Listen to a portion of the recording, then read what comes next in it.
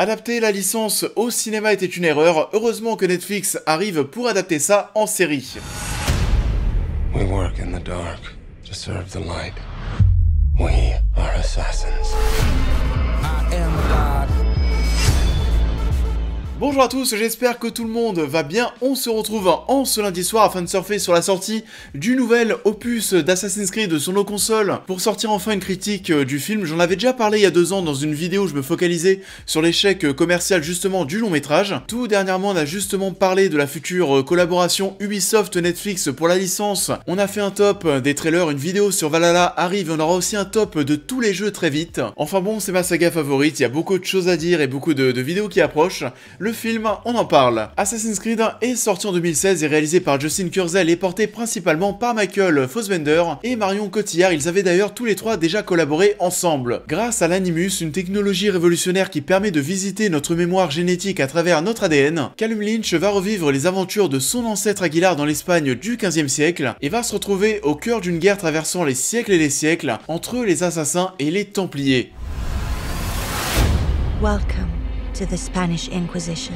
Alors, ce long métrage Assassin, c'est à la fois tendu et dommage. J'ai revu le film tout dernièrement, je l'avais pas revu depuis sa sortie en salle. J'en pense toujours la même chose, mais c'est dommage parce que c'est pas un mauvais film, c'est pas une mauvaise adaptation, et ça, loin de là. C'est juste surtout un long métrage qui ne devrait certainement même pas exister parce qu'Assassin's Creed en film, c'est à mon sens assez compliqué pour te faire comprendre en si peu de temps comment va fonctionner tout cet univers, quelles sont les règles, et c'est encore pire si t'as envie de raconter une histoire qui est assez consistante. Je suis d'accord avec lui. Et on le sentait déjà venir lorsqu'on voyait la durée du film, 1h40 en retirant le générique de fin. C'est malheureusement trop léger pour arriver à quelque chose de vraiment convaincant et pour tout présenter à ceux qui vont découvrir tout simplement l'univers.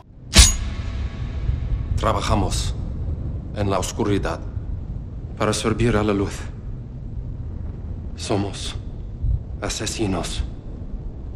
Et du coup, l'autre problème, c'est qu'on a voulu faire un film qui allait toucher pas mal de monde, donc à la fois oui les fans, parce que forcément, si tu fais un film assassin sans prendre en compte l'avis des fans, et sans aussi les remercier au passage, et tu passes un petit peu à côté de tes objectifs, mais aussi le but à côté de ça, c'était d'aller toucher des nouveaux joueurs, de toucher des spectateurs qui vont très souvent au cinéma, qui vont être attirés par l'univers, et qui vont avoir ensuite envie de le retrouver sur console avec tous les jeux qui sortent depuis des années, les bandes dessinées, les livres, et ça enfin voilà, faire entrer potentiellement de nouveaux fans dans l'univers de la licence, qui est une des sagas les plus lucratives de l'histoire du jeu vidéo depuis à peine 10 ans. Where am I? At 6 p.m. yesterday evening, you were executed and pronounced dead. You no longer exist. Le but, c'était donc de plaire à un maximum de personnes, grosso modo, sauf que le problème, c'est que le film cible bien plus les fans de la saga. Parce qu'avec sa courte durée de vie, on sent qu'on a dû rusher pas mal de choses, et je me souviens très bien de ma première réaction lorsque je suis sorti de la salle de cinéma. Je me disais que pour les gens qui ne connaissent pas l'univers, je me disais que ces personnes n'allaient pas tout comprendre. Et ces néophytes allaient se poser beaucoup de questions. Comment fonctionne l'Animus? Qu'est-ce qu'il apporte clairement dans le présent? C'est quoi cette histoire de transfert de compétences? Qu'est-ce que c'est que tous ces troubles causés par cette technologie? Abstergo, est-ce que c'est les Templiers, oui ou non? C'est quoi cette histoire de pomme d'Éden qui serait la clé du libre arbitre? Je reprends les termes du film, la clé du libre arbitre. Pour une personne qui n'y connaît rien, mais quoi? Pour essayer de se rattraper, on va te balancer en tout début de long métrage une présentation de l'univers, un petit texte pour te présenter le background, mais la vérité c'est que ça ne suffit pas du tout. What you're about to see, hear and feel are the memories of your ancestor, who's been dead for 500 years. What do you want from me? Your past.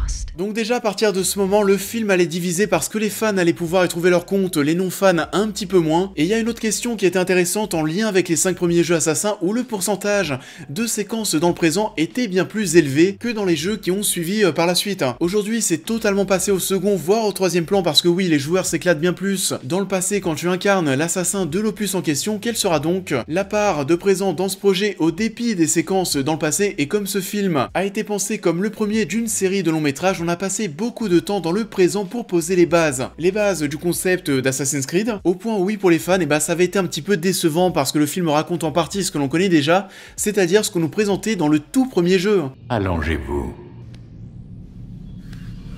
Vous voilà raisonnable.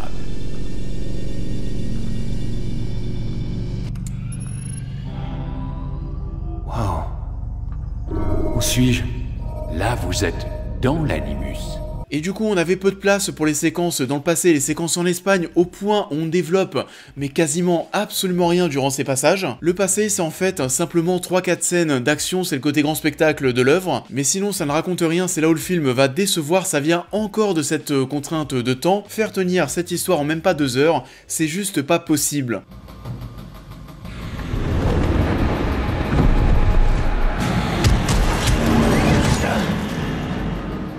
Et c'est pour ça que oui, dans un premier temps, j'ai toujours bien plus vu Assassin's Creed en série, vu tout ce qu'on doit présenter et développer. Et je pense que ça, ils l'ont compris, c'est pour ça qu'on n'aura certainement pas de suite. Ça n'a pas fait un score au box-office de toute façon qui était assez convaincant pour se dire qu'on va débloquer encore un budget, se dire qu'on va poser encore 100 millions de dollars sur la table pour un résultat qui est plus qu'incertain. En série, on va bien plus prendre le temps de développer un univers qui sera bien plus riche. On devrait avoir une vraie extension par rapport au jeu. Par contre, ce projet de film, tout comme The Witcher sur Netflix, ou encore très certainement la série The Last of Us qui arrive, on a Uncharted aussi, même si les adaptations de jeux vidéo ça n'a jamais été très fou, on sent qu'on ne lâche pas l'affaire parce qu'il y a tellement d'univers magnifiques qui viennent du jeu vidéo qu'on a tout simplement envie de les étendre sur grand écran ou petit écran. Il y a beaucoup de choses à faire. Et on voit aussi qu'avec ce long métrage Assassin's Creed, tout comme ses autres projets, on se fout de moins en moins de notre gueule. C'est un projet qui se plante d'entrée sur son concept, le fait d'être parti sur un long métrage. Mais on a mis du budget, on avait un beau casting, on voulait faire quelque chose de bien et d'ambitieux, ça se ressent. Et hormis le fait que tout avait été un petit peu rushé, on voit aussi par moments que ça avait de la gueule.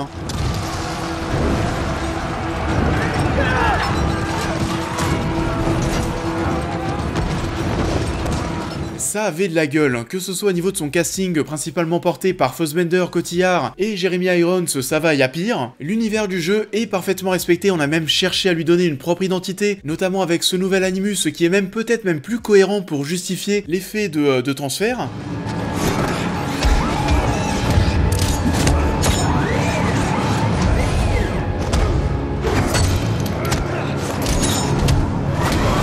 Ça peut faire bizarre à première vue si on est fan de la saga, on voit aussi que pour optimiser la synchronisation entre Calum et Aguilar, on va jusqu'à lui faire porter les lames secrètes. On découvre aussi qu'à cet endroit et à ce moment-là, les assassins devaient encore se faire couper un doigt.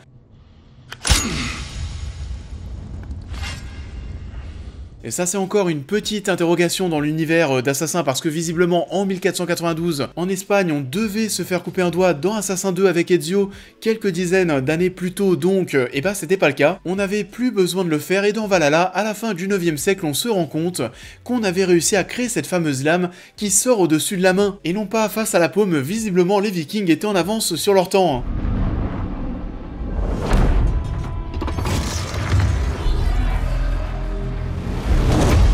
J'ai plutôt bien aimé ce que donnait le film, visuellement les différents tons de couleurs qu'on allait avoir entre le passé très orange et le présent dans les locaux d'Abstergo plutôt bleu. J'ai aimé toutes les références qui sont cachées qu'on va pouvoir retrouver par rapport aux jeux qui sont très souvent présentés au second plan et ça c'est bien.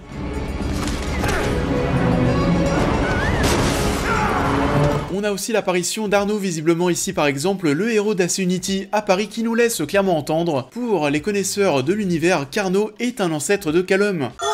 J'ai aimé aussi pas mal de plans visuellement dans le passé, y compris les transitions passé-présent, où l'on va se retrouver à suivre un aigle pour nous amener au point de départ d'une séquence dans le passé.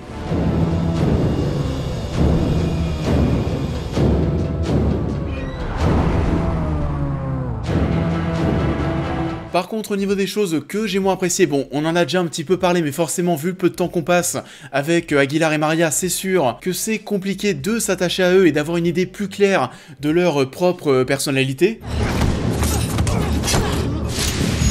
Les personnages secondaires sont clairement sous-exploités, c'est bien dommage, on sent qu'on est sur un film qui n'a pas le temps, qui se repose essentiellement sur son trio d'acteurs principal. Je suis aussi pas très fan de ce final à Londres, très expéditif, très rapide. On a Calum qui va s'approcher d'Alan Rickman et qui va le tuer comme si c'était la chose la plus simple au monde. Et tout ça pour nous donner un égorgement hyper clean, on sent là aussi que le long métrage se doit d'être destiné à un maximum de personnes.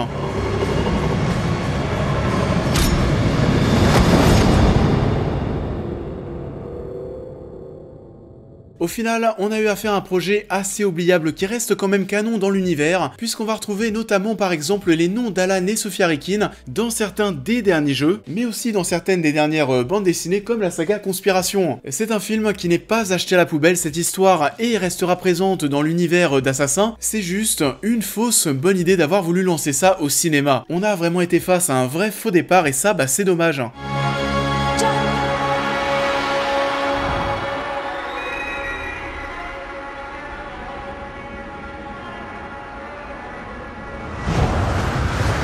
Vous l'avez donc compris, j'ai été moyennement convaincu par ce projet de film Assassin's Creed au cinéma. En tant que fan de la licence, j'étais fier de voir ce projet ambitieux arriver en salle, qui surpasse quand même la très grande majorité des autres adaptations de jeux vidéo en termes d'ambition. Malheureusement, cet univers est trop gros entre guillemets pour tenir dans un format de moins de 2 heures. Donc, je le répète, encore une fois, j'en ai fait une vidéo dessus, j'ai très hâte de voir ce que ça va donner sur Netflix. En tout cas, ce qui est sûr, c'est que j'ai bien plus confiance. Et ça en est tout pour cette vidéo, j'espère qu'elle vous aura plu comme d'habitude. Je vous invite à la liker, à la partager, à me dire en commentaire ce que vous avez pensé de ce film Assassin's Creed. Pour les nouveaux, je vous invite à vous abonner, à me suivre sur tous les réseaux, à devenir membre soutien si vous souhaitez aider la chaîne. Et comme promis, en introduction, on va se retrouver très prochainement pour continuer cette petite série de vidéos sur l'univers. En attendant, je vous souhaite à tous un très bon début de semaine, une joyeuse next-gen, vu que les nouvelles consoles arrivent dès cette semaine, et je vous dis à très vite.